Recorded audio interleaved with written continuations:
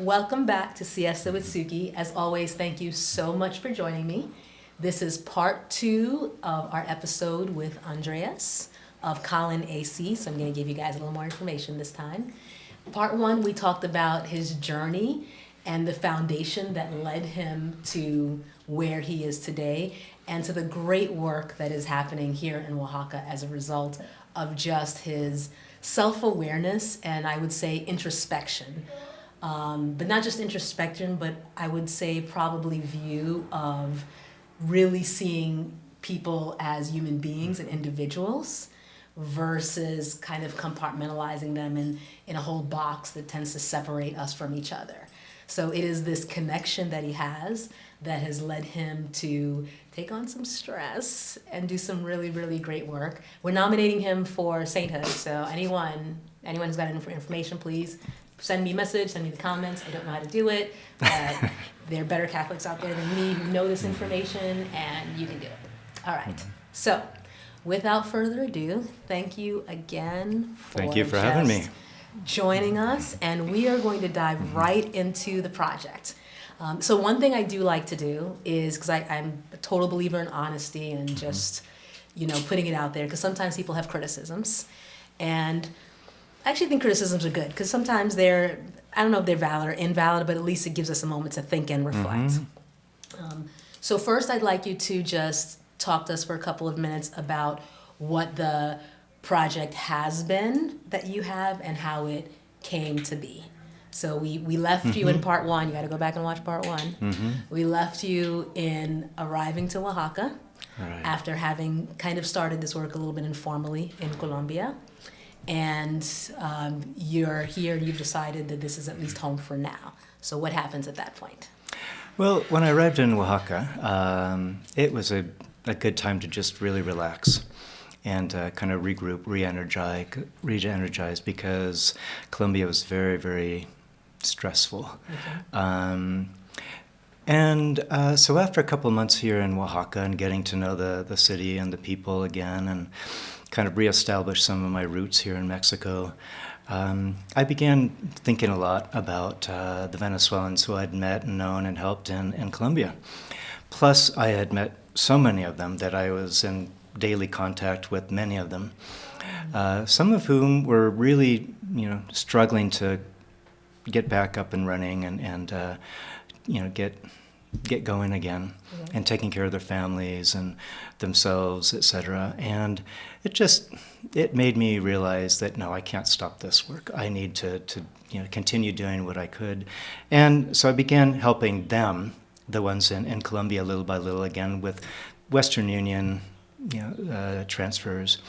But again, I no longer have that kind of... I know you laugh when I say the sainthood application, but this is so real. You have no idea. Yeah. Because what you've done is you've taken on the people and they've just become your family. Yeah, in many cases, yeah. And then I realized, wait a second, I really want to continue doing this. It's really in me. And so I started looking around. I started walking around town, asking people, hey, are there any migrants passing through town, any of your southern neighbors?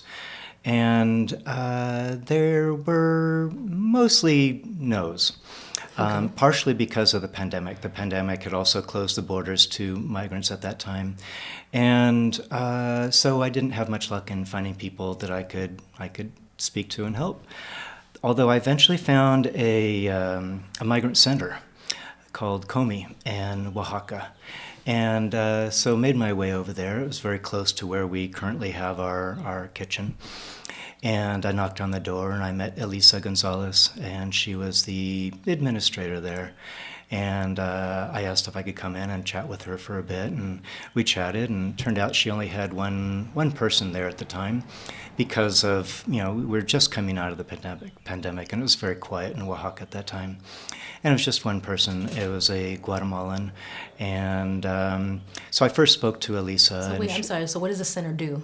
It's a migrant center. And so basically at that time, and soon to become more so, they were housing and feeding and kind of helping advise with legal matters, trying to get their certain permits, documentation, medical, and this became more evident as more and more Southerners came up from the border and found their way to the migrant center. And it was, it was a long, slow start, but I began helping there, either bringing them donations of clothing that I would pick up at either at the thrift shops or that were donated to the Oaxaca Lending Library for the migrants. And I'd also begin shopping for them at the nearby Soriana, bringing them vegetables and meats and things that they could have kind of proper meals with. I would help sometimes individuals with certain things that they needed help with, like there was one guy who had broken or had his arm broken while coming up through from the south, and he was in a lot of pain for a long period of time. And Elisa was able to help him get the promise of surgery. But he was unable to get the surgery until he had 4 blood donors. And he wasn't able to find anyone there at the center to help him go and donate blood. And it's just part of life here in Mexico, or at this particular hospital.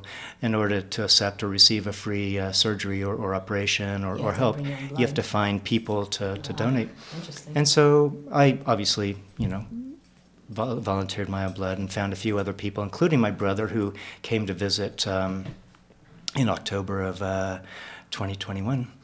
And so we were able to help him with some of the necessary items he needed, some of the equipment, some of the medicines. But he was able to get his surgery thanks to Elisa for initiating that process.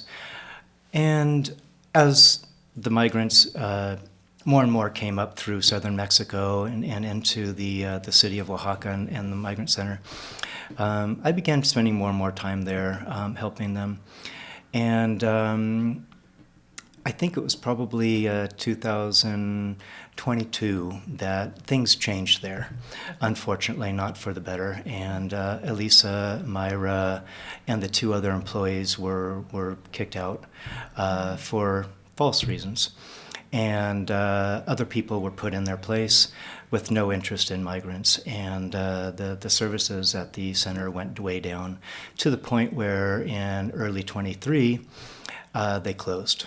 Oh, yeah. Okay. Leaving migrants out on the street.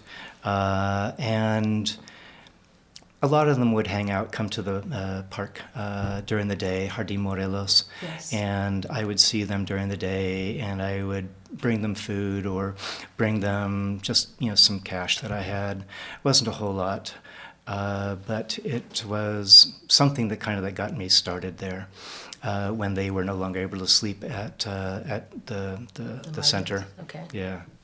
Okay. So this is all fairly recent. I feel like you've been doing this for quite some time, but it hasn't been as long as I guess I probably thought in my mind.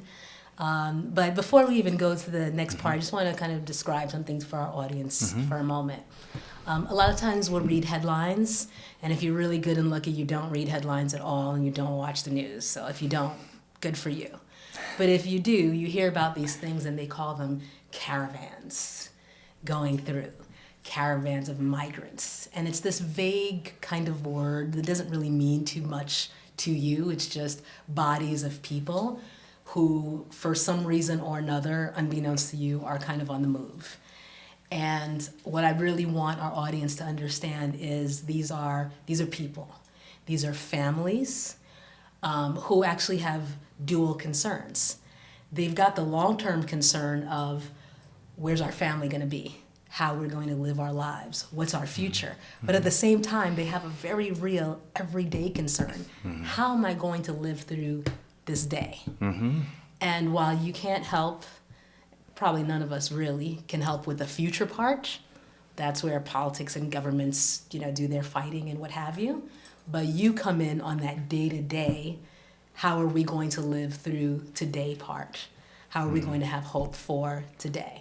So to that end, Colin somehow comes into existence. So talk to me about how this happens, what it means, how the name came about, how did we get to Colin? Okay.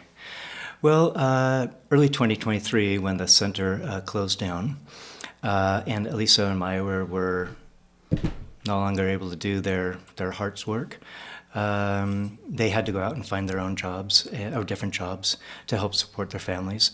And but we that very same day, pretty much, we all got together and decided we really need to do something about this. This is so unfair what's just happened, not only to you three or four, but to the center. And it was just, it just went downhill to the point where they just closed.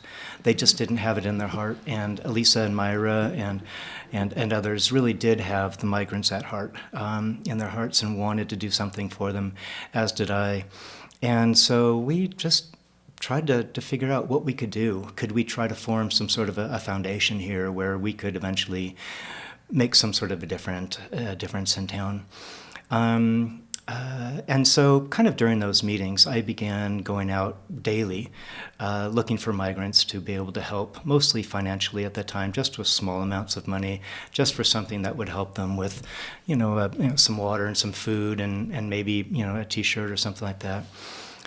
And then with more and more arriving in town, and because the migrant center was still closed, more and more of them would end up at the park because, one, it offered shelter from the sun.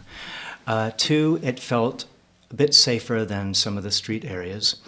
And nearby, there were stores, there were public restrooms, which, unfortunately aren't free here. But so that became kind of a good place for me to show up in the mornings and in the afternoons with food, basic food, sandwiches, things like that. It started out with, oatmeal in the morning, or hard-boiled eggs.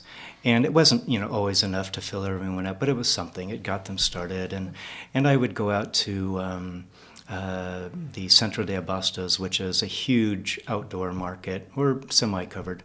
And I would find really good bargains on used clothing and shoes and things like that. And so I would spend, $100 or so maybe at the time, and come back with used clothing and allow everyone to pick out, a piece or two that they were in need of. And then I began cooking from home to bring down in the afternoon. And I lived about half-hour away walking, so taxi was obviously faster, but usually I was walking a lot of the time. And at that time, there weren't so many people that I had huge pails of food and bags of clothing, so I would usually manage it by just walking. And it came to the point where they would hang out there during the day, or they would get word that there's somebody at the park helping them. But you do a lot more than just the food, right? You're charging phones. No, it got to be a little bit too much doing this from home. I was too far away. My kitchen was small. The gas burner was, took forever to boil. And so I started looking for a place nearby that we could rent as a kitchen. I was just thinking a few hours a day. Can we come and rent your kitchen a few hours a day to be able to cook and find some volunteers that might help us cook in larger quantities, and it'd be easier to deliver to the park and to the migrants.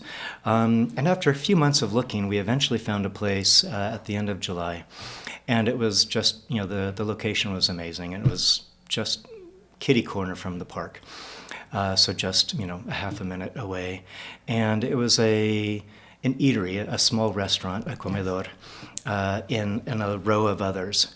And it had been empty for a number of years, and the owner just said, I'm going to rent it out since she wasn't going to open it back up again. And, it was kind of expensive for the amount of space that you get, 5,000 pesos, which at the time was, $250 or something like that, maybe 300. Yes, today. And so it's just a tiny room of maybe, 12 feet by 10 feet. But nonetheless, it served our needs in the beginning. I set up a kitchen, bought a used refrigerator, a stove or two-burner, built some shelving that we could use to house clothing and supplies on. And little by little, we started finding volunteers. And thanks to... lot by lot, I think. Yeah. By the time I came across you, I don't even know how I come across anyone anymore. So I just, at some point I must have been talking to someone about something. Mm-hmm. And then I remember I joined the group, and then you were not only feeding the migrants, the families in the park, but you were also doing close to San Sebastian Tula. Right. At the time. Right. We were in between at the time. In between the two, yes. Because I could never make it to the park, but San Sebastian Tula was actually closer to my son, so it was easier to get there. So at this point, you've got, and I'm on the group, so I know you've got a good number of volunteers who are very, very interested, who show up, who, sometimes there's a bloque or something and they're like, I'm just going to be a little late. And I think, bless those hearts, because I know sometimes I look at the bloque and I'm like, oh, that's an in day for me. Yeah. And they're just like, well, it's a little traffic jam. I'm going anyway. So bless all the volunteers who take the time to go and just take the time out of their day to just kind of give. And it's always, and things change, often. And this is one of the criticisms, and not for me, just so you guys know. Anyway, I'll delete your comment, I'll just be honest with you. But right now you're not serving migrants there. And part of the issue has been from the neighbors and the neighborhood. And their feeling has been, and you can correct me if I'm mistaken, that it's bringing in unknown people into the space. It is reducing safety and cleanliness, people using the bathroom out on the streets, etc. So, and I'll just be on the other side for you, as someone who lives in a Mexican neighborhood myself, who talks to my neighbors, and we're on a WhatsApp group and all of that together. I'm even here. There was actually talk about putting a soup kitchen right at the corner at the park. And the money was there. The money was there. It was going to be funded by DIF, everything. The neighbors all got together and shut it down. And they said, we have too many children in the neighborhood. We cannot bring in kind of these unknown outside forces in. And when you're a parent, honestly, you're thinking about your young child. You do want to give. You're a giving person, but you can't put your kid at risk in that. So, what is your kind of response to that, to those concerns that people have about coming into the neighborhood? I totally understand where they're coming from, just like the parents here in your neighborhood. I totally understand. It's the kind of fear of the unknown. Yes. There are a lot of cultural differences. People look different, act different, dress different, speak differently, different tones. Different Spanish. And it's they feel uncomfortable. They're not really used to seeing people from other countries other than, say, Caucasians and tourists coming through to, coming down to vacation there. And those type of people they seem relatively comfortable with. With the people coming from the south, a lot of them have endured incredibly difficult, dangerous journeys, terrible treatment by people along the way, including here in Mexico, especially here in Mexico, unfortunately. And so they may not be on their best behavior when they're here. Plus, they've lost so much. Oftentimes, they've lost all their belongings, or their phones, or the wallets, or their ID. So they come here and they're desperate. They're desperate. They're hurting. They're scared. They're hungry. They're sick, and so they may not be, acting as they might in their own home countries. Okay. And so that with, maybe being a little bit more forceful and outgoing and asking for water or asking for food or asking for a job, it's not customary here in Oaxaca or in Mexico in general. And so, unfortunately, there have been also some consequences of having so many people in the park at any one time. And it's been over a year now that I've been feeding them there, almost a year and a half. And the neighbors have seen the changes. The changes in the park physically itself. We've lost a lot of plants there just due to people trampling on them. The increase of garbage just being dropped there at the park. Unfortunately, the park doesn't have a designated trash can, and so it's picked up once a day in the morning and in the evening. And so the increase in garbage, the increase in noise, the louder voices, maybe some drug use by some people, and the lack of bathrooms at nighttime. People Yes. end up having to go there at the park, and it's obvious during the day. And so I understand where it's coming from, and I don't blame them really, but it hurts nonetheless to have them feel that way towards the migrants and myself. Okay. Well, since we're here, we're armchair psychologists, but we're armchair solutionists as well, right? If you had, because I saw this the other day, I was outrageously impressed. Like there's a protest in Oaxaca. I don't have to tell you, and then they came with the portable potties, and I was like, this is absolutely fascinating. So we bring portable potties for a protest. I could not have been more impressed. So, obviously, you all are going to donate. So we'll just get that part out of the way. So as part of your donation, if there were some, just 2 portable potties, because I'm just saying, you're going to have to, not have to, but obviously the idea is to find a new home, right? For the families coming through. And so in this process of finding a new home for the families, it's probably best to address the concerns right? And so if one of the concerns is bathroom, which I completely understand, then if part of your donations, so I'm talking to you press the button, if part of your donations are to keep 2 portable potties going, that can at least help with some of that. Part of it, and this I have to tell you right now, you are so nice.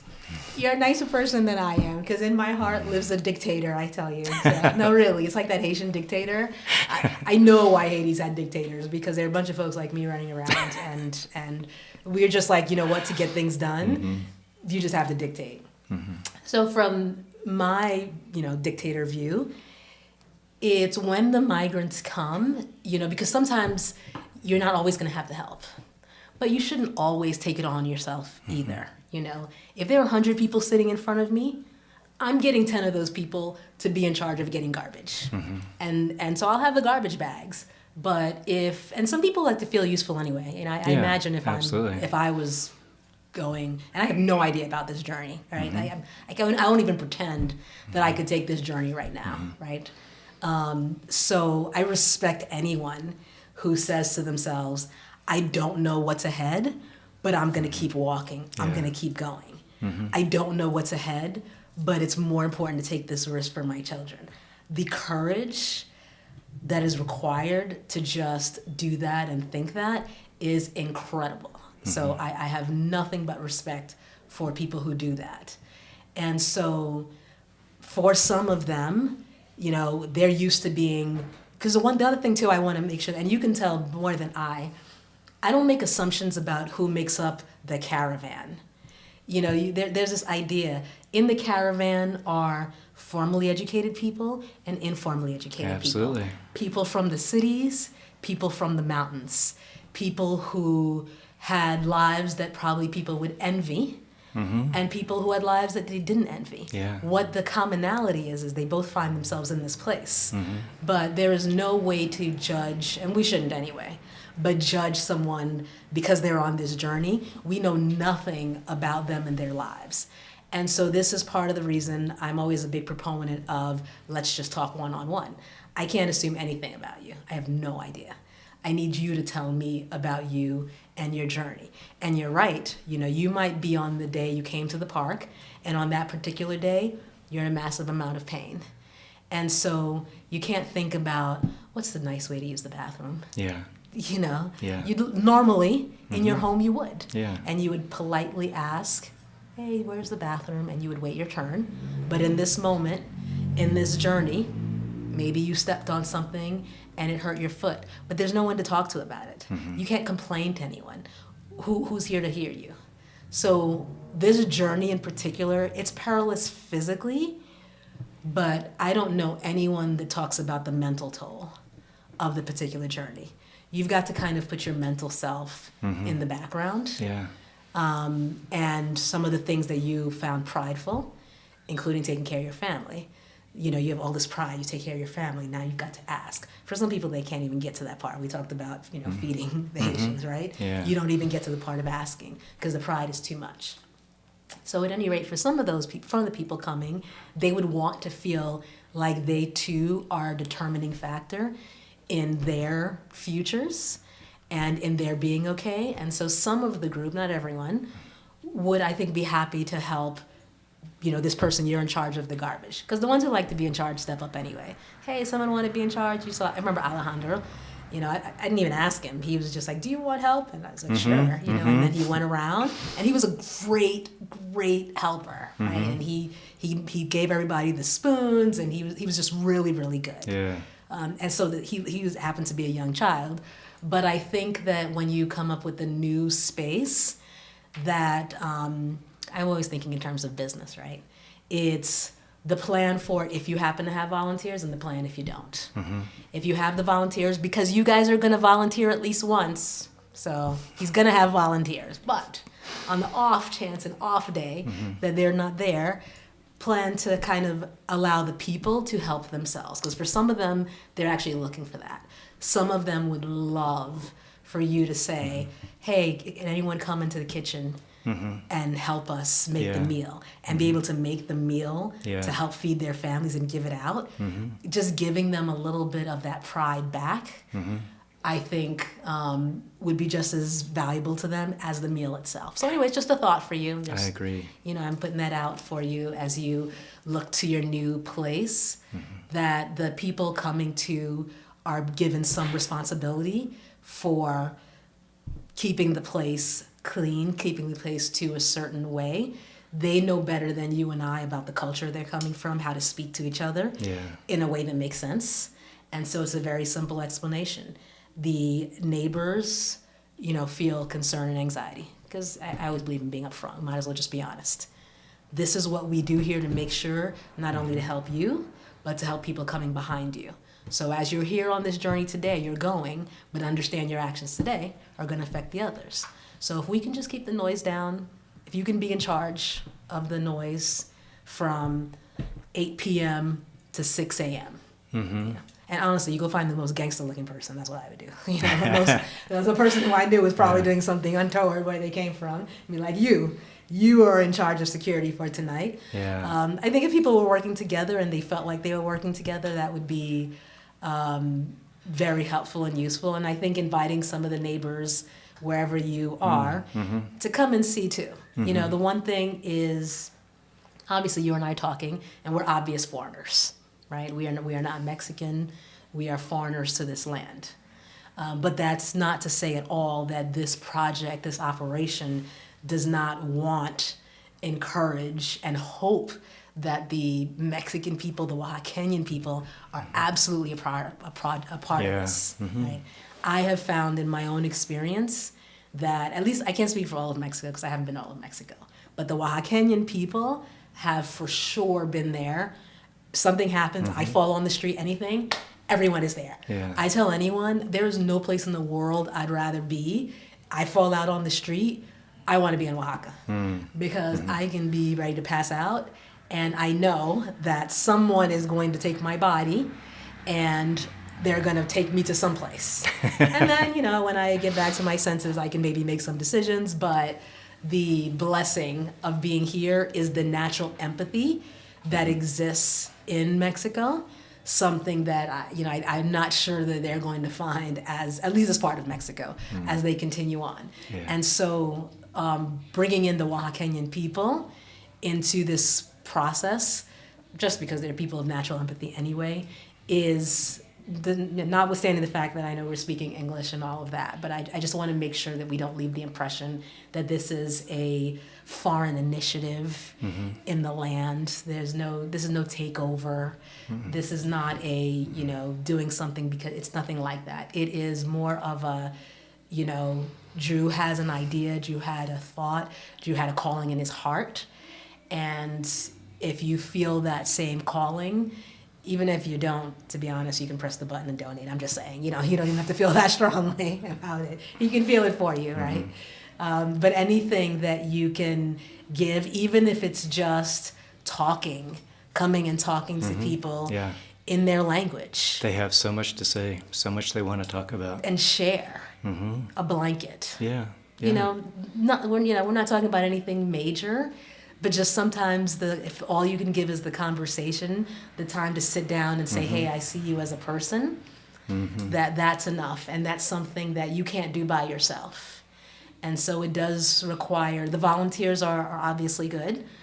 The volunteers, generally speaking, have a tendency to be transient. Okay, so really this is going to require, talking to you, the people of Oaxaca, the people of Mexico who know that they are actually here permanently to kind of be a part of that passageway.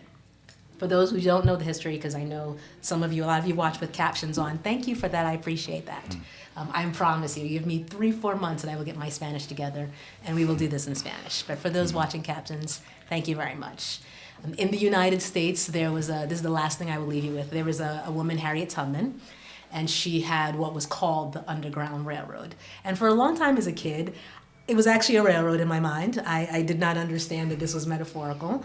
And it was a train, and so I was like, oh, and they were like, she was a conductor on the railroad. And it took me a little while until I started understanding, oh, okay, this was very metaphorical. And in a very real way, that railroad was underground because you had to hide. But this is the current railroad of today. You know, and we say, watch from the past so we can learn, so let us learn. If we are on the railway, the passageway to where people are going, and this is a stop, then we can make this stop at least a good stop for the people kind of going forward. So we invite all of you to be conductors. You don't even have to feel it. You can just press the button. I'm just saying. You can send stuff. You can drop off at Oaxaca Lending Library, right? There are a lot of different places. But just know that the people they may not remember your name. They may not even remember your face, but they will always remember what you did. And so if they don't have a chance to tell you, I just want to make sure to tell you now. So I want to leave the audience with you sharing with them exactly what they can do to help, where they can go, what your intentions are as you look for a new place, and how they can kind of stay on top of that information. Okay, thank you. Thank you so much again for having me today. And at the end of this blog, we will have a number of links that we can put up that you're welcome to click on. And if you're interested in volunteering, great. If you'd like to order a bag of thermal blankets, great. There's a GoFundMe, a PayPal as well, our website, and a Facebook page, which we're all kind of in the process of updating at the moment and trying to become a little bit more professional as we are pretty new here. But yeah, we would love to have more involvement from the Oaxacans, the locals. We'd love to have some help from just the city, which until now we've not even heard from. They're pretty much ignoring us at the moment.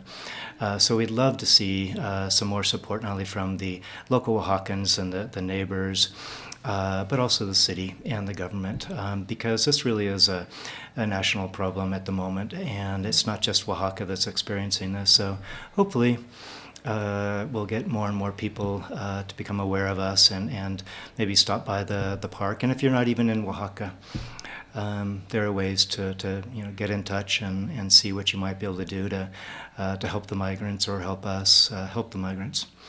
One of which is we'd love to have a couple of porta potties, but until now the price, the daily or weekly price of a porta potty has been beyond our means. How much is it, just so that we... Gosh, it was months ago that I was looking it up. Several thousand pesos a week for one. Oh. Yeah, very, very expensive. And we'd probably want to just buy our own and have people come and service them. Yeah. But yeah, our hope is that with a new location, we'll have a better place in which to be able to help support these souls, and a place where the neighborhood and the public won't be quite so bothered by them. Some place that's a little bit more on the outskirts possibly, and a place where maybe they'll be more comfortable as well, because at the moment they don't feel terribly welcomed at times. And we're doing the best we can to try to keep things calm and respectful and clean. We actually pay for someone to clean the park on a daily basis. These happen to be people who are just coming through as well, and so we currently have an El Salvadorian who has been here for about a week and a half, and he's doing a great job. Next week it could be somebody else. Yeah. Well, that is fantastic. Okay, Yeah. well, I'm going to salute to you, our last salute here. Join me all Thank you. for what you do. Well, that is it for us, ladies and gentlemen. Thank you, as always, for joining us on Siesta with Suki. So today, I'm hoping you were inspired, saddened, enlightened, whichever. Doesn't even matter. Press the button. Just support, whatever you were feeling. That's what we're looking for. And I hope you had a chance today to kind of see a little bit of the side of people who are kind of making the journey. We're all on a journey in some way. We're all just on different journeys. And there are people like Drew who decide, hey, what can I do to make this journey a little bit safer, a little bit better, a little bit more pleasant? And so I'm so, so glad that we had a chance to talk to him today. I'm really, really glad to have had a chance to share this with you. I am coming to you, as always, from La Soleil. Like my little thing is here. There we go. That's how to spell it. And again, I just want to say thank you. It's been a real pleasure and a really just great opportunity to sit down and have a really, really good conversation with the conversationalist Drew. Don't let him tell you he's not a conversationalist. Yes, he is. You just need the right kind of mezcal. Call me. Okay.